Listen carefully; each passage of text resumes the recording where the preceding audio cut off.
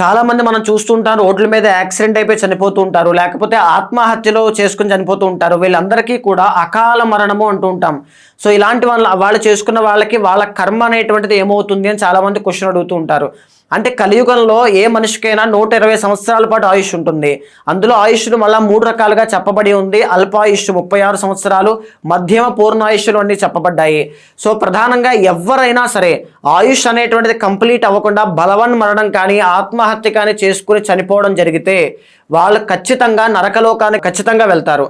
So, దీనికోసము వాళ్ళ కోసం ఏదైనా చేయాల్సిన క్రతువు కానీ, కర్మ ఉందా అని ఎవరైనా చాలామంది అడుగుతూ ఉంటారు. సో, దీనికోసం ఏంటంటే నారాయణ బలి అని ఒకటి చెప్పబడింది. అవశ్యం అనుభోక్తవ్యం కృతం కర్మ శుభాశుభం అని ఒకటి చెప్పబడింది. అంటే ఏంటి అంటే కోటి కల్పముల కాలమైనా సరే మనం అనుభవించాల్సిన కర్మ అనుభవించాల్సిందే. అది పుణ్యమైన, పాపమైన, సుఖమైన, దుఃఖమైన. అదే ప్రాయశ్చిత్త పూర్వకంగా మనం వేడుకున్నట్లయితే ఖచ్చితంగా ఎలాంటి పాపమైనా నశింపజేస్తుంది.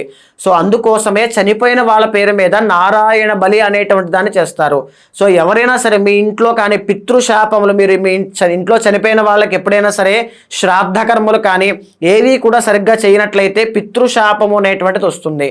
లేదా తెలిసిన వాళ్ళు ఎవరైనా సరే ఈ అకాల మరణం చెందినట్లయితే వాళ్ళకి ఖచ్చితంగా ఈ నారాయణ బలి అనేటువంటిది చేయాలి.